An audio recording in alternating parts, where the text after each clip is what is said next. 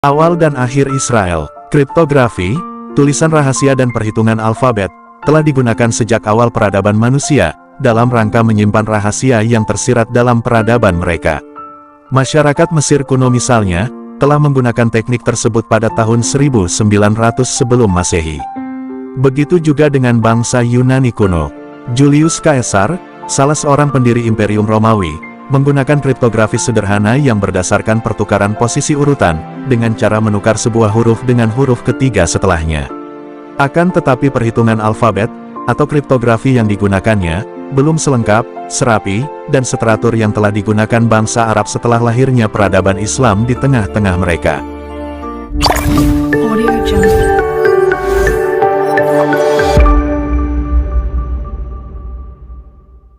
Bangsa Arabia yang pertama kali menemukan metode untuk memecahkan kriptografi, berikut penulisannya secara sistematis. Sebuah bangsa yang muncul di Jazirah Arabia, dan mulai diperhitungkan pada abad 7 Masehi, terbentang di atasnya Sahara yang sangat luas, tiba-tiba keluar secara cepat menjadi salah satu peradaban yang dikenal oleh sejarah umat manusia. Bahkan pada saat itu, perkembangan dasar ilmu kedokteran modern, dan matematika muncul dan berawal dari peradaban ini. Kode adalah salah satu cara untuk mengirim informasi, di mana seseorang yang mengerti simbol-simbol tertentu dapat membaca, dan mengerti maksud kode itu. Jadi, semacam bahasa simbol, atau teka-teki, yang hanya dapat dipecahkan dan dimengerti maksudnya oleh mereka yang mengetahui rahasia yang tersembunyi di baliknya.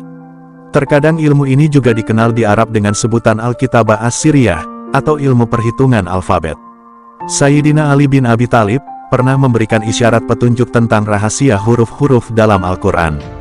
Beliau berkata, "Jika mau, aku bisa patahkan 70 ekor leher unta dari huruf ba, yang terdapat pada kalimat basmalah, Bismillahirrahmanirrahim."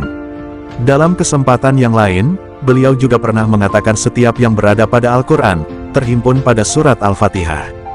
Dan setiap yang ada pada Al-Fatihah, terhimpun pada kalimat basmalah. Dan setiap yang ada pada kalimat basmalah, terhimpun pada huruf ba.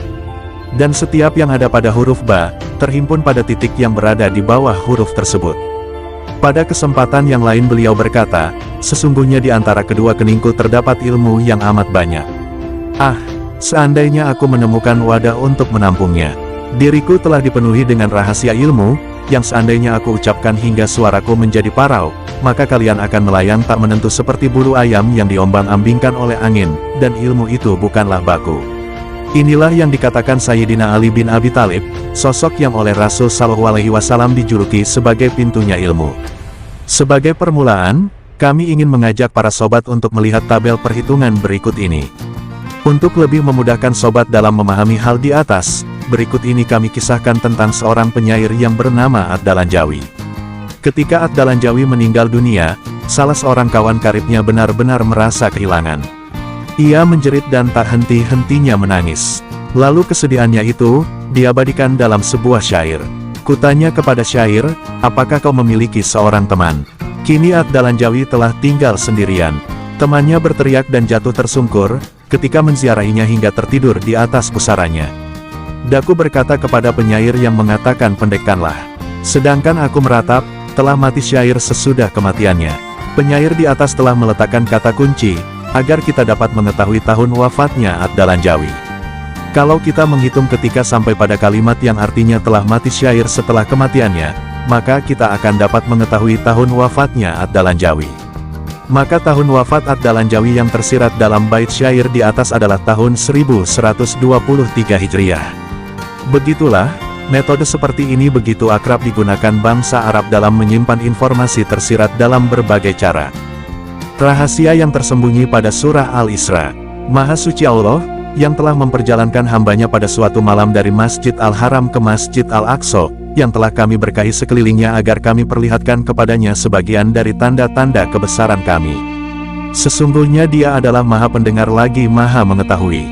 Dan kami berikan kepada Musa kitab Taurat, dan kami jadikan kitab Taurat itu petunjuk bagi Bani Israel dengan firman, "Janganlah kamu mengambil penolong selain aku." Yaitu anak cucu dari orang-orang yang kami bawa bersama-sama Nuh. Sesungguhnya Dia adalah hamba Allah yang banyak bersyukur. Dan telah kami tetapkan terhadap Bani Israel dalam kitab itu, sesungguhnya kamu akan membuat kerusakan di muka bumi ini 2 kali, dan pasti kamu akan menyombongkan diri dengan kesombongan yang besar. Maka apabila datang saat hukuman bagi kejahatan pertama dari kedua kejahatan itu, kami datangkan kepadamu hamba-hamba kami yang mempunyai kekuatan yang besar, lalu mereka merajalela di kampung-kampung, dan itulah ketetapan yang pasti terlaksana. Kemudian kami berikan kepadamu giliran untuk mengalahkan mereka kembali, dan kami membantumu dengan harta kekayaan dan anak-anak, dan kami jadikan kamu kelompok yang lebih besar.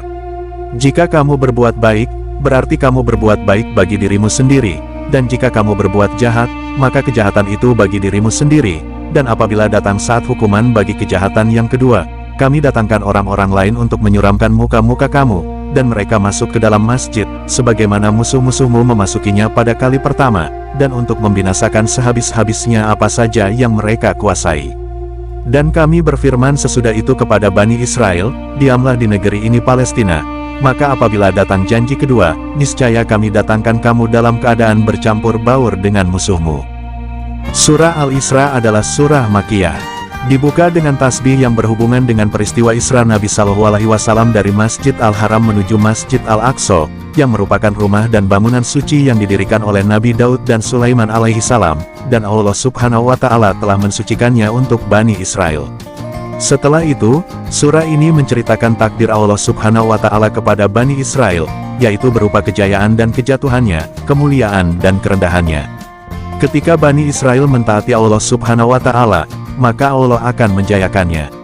Namun jika mereka menentang Allah Subhanahu wa Ta'ala, maka Allah akan menjatuhkannya. Allah Subhanahu wa Ta'ala telah memberi kepada Bani Israel sebuah kitab petunjuk yang diberi nama Taurat. Dia Subhanahu wa Ta'ala memerintahkan kepada mereka untuk bertauhid, dan melarang berbuat syirik. Setelah diberi penjelasan kepada mereka tentang ajaran agama serta isi kitab Taurat, jika terdapat seorang dari mereka yang berbuat baik, maka Allah Subhanahu wa Ta'ala akan memberikan pahala. Demikian sebaliknya, Allah Subhanahu wa Ta'ala akan menghukum jika mereka menentang Allah. Itulah sunatullah yang terjadi pada umat-umat terdahulu. Dan di dalam Taurat telah diberitakan adanya ketentuan Allah Subhanahu wa Ta'ala yang kelak akan terjadi. Sesungguhnya kalian akan berbuat kerusakan 2 kali, dan kalian akan menyombongkan diri dengan kesombongan yang besar. Quran Surah Al-Isra, ayat 4. Kesombongan Bani Israel sama seperti kesombongan Firaun yang diceritakan Allah Subhanahu wa Ta'ala di dalam Al-Quran. Sesungguhnya Firaun telah berbuat sombong di muka bumi, dan menjadikan penduduknya terpecah belah. Quran Surah Al-Qasas, ayat 4. Seperti pada ayat di bawah ini, di mana Al-Quran menceritakan kisah kehancuran pertama Bani Israel. Hal itu terjadi setelah mereka melanggar perintah Allah, dan berbuat kerusakan di muka bumi, lalu Dia, Subhanahu wa Ta'ala mengirim sebuah kaum yang zalim lainnya untuk menghancurkan mereka. Apabila telah datang janji yang pertama, maka kami mengutus hamba-hamba kami yang memiliki kekuatan, dan mereka menguasai seluruh pelosok negeri. Dan itulah janji yang pasti terlaksana. Quran Surah Al-Isra ayat 5. Kata sadid pada ayat di atas berarti keras, dan kata tersebut sering digunakan dalam menceritakan kejadian perang. Kata ibadina berarti hamba-hambanya, baik yang mukmin maupun yang bukan, seperti dalam ayat berikut ini. Sesungguhnya Tuhanmu memberikan rezeki kepada yang dikehendakinya dan ditentukannya, dan sesungguhnya Dia Maha Mengetahui lagi Maha Melihat hamba-hambanya. Quran Surah Al-Isra, ayat 30. Atau dalam ayat yang lainnya, katakan cukuplah Allah sebagai saksi antara aku dan kalian, sesungguhnya Dia terhadap hamba-hambanya Maha Mengetahui lagi Maha Melihat. Quran Surah Al-Isra, ayat 96. Atau ayat yang lain lagi. Sesungguhnya Allah terhadap hamba-hambanya Maha Mengetahui lagi Maha Melihat. Quran Surah Al-Isra, ayat 96. Dan juga pada ayat berikut, Allah Maha Lembut terhadap hamba-hambanya, Dia memberikan rezeki kepada yang dikehendakinya, dan Dia Maha Kuat lagi Maha Mulia. Quran Surah Asy-Syura, ayat 19. Maka pada hamba-hambanya, berarti seluruh ciptaannya yang baik maupun yang tidak baik, dan kedua-duanya adalah hamba Allah. Maka ayat 5 surah Al-Isra di atas memberikan kita sebuah informasi yang cukup berarti. Bahwa, sebagai hukuman terhadap Bani Israel atas kerusakan pertama yang mereka lakukan, maka Allah Subhanahu wa Ta'ala mengirim sebuah kaum zalim yang lain untuk menghancurkan mereka. Kejadian ini telah dicatat oleh sejarah, bahwa Assyria dan Babilonia yang keduanya adalah kaum paganis yang zalim, telah menghancurkan dua kerajaan besar bangsa Yahudi masa lampau tersebut. Inilah janji Allah yang maha benar, dan sekali-kali Allah Subhanahu wa Ta'ala tidak pernah lupa terhadap janjinya. Terkadang seorang yang zalim digunakan sebagai perantara pembalasan Allah Subhanahu wa Ta'ala kepada kaum yang menentang, seperti yang terdapat dalam sebuah hadits qudsi, orang yang zalim adalah pedangku. Kadang aku membalas kezalimannya, dan di kesempatan yang lain, aku menggunakannya untuk pembalasan. Kalimat Pasasul Hilal Dayari, yakni masuk ke tengah-tengah kota. Maksudnya, kaum tersebut datang menjajah dan menghancurkan seluruh negeri mereka. Adapun kalimat Wakanawa dan Mapuhula, adalah turunnya bencana. Maksudnya peristiwa itu sebagai bencana besar yang tercatat dalam sejarah bangsa Yahudi. Dan terkadang bencana tidak mampu dicegahnya dengan doa, atau dengan perbuatan baik yang lain, seperti amar ma'ruf nahi munkar misalnya.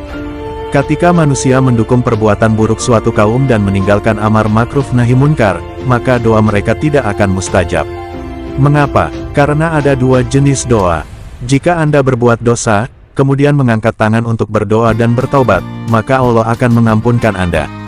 Akan tetapi jika Anda berbuat kerusakan dan dampaknya meluas kepada masyarakat umum, maka pada saat itu tidak berguna sebuah doa seorang diri, melainkan doa seluruh masyarakat tersebut sekaligus taubatnya, di samping diikuti juga dengan upaya untuk memperbaiki keadaan yang sudah rusak oleh perbuatan tersebut.